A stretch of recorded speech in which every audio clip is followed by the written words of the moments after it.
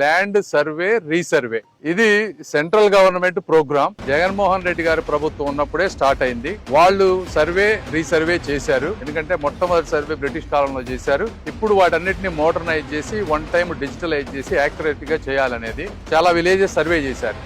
17,000 more than 7,000 villages are already completed.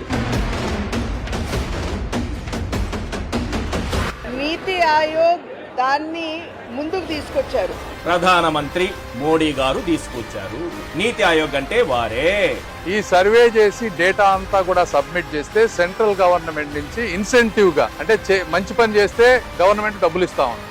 Andhra Pradesh ఇందులో number 1 గా ఉంది. 490 కోట్ల రూపాయలు మనం ఇది చేయడం వల్ల ఈసారికి ఇన్సెంటివ్ గా కూడా డబ్బులు తీసుకున్నాం మనం. మీరు కొంత వర్క్ చేశారు, మేము కాదనట్లేదు. మీ మీద వ్యతిరేకత రావడానికి కారణం సర్వే రీసర్వే కాదు. మీ మీద వ్యతిరేకత రావడానికి కారణం ఈ సర్వే చేసిన తర్వాత కొత్త పాస్ పుస్తకాలు ఇవ్వాలి. ఇచ్చే దాంట్లో ఏం చేశారు, మీరు మీ బొమ్మ వేసుకున్నారు మొదట.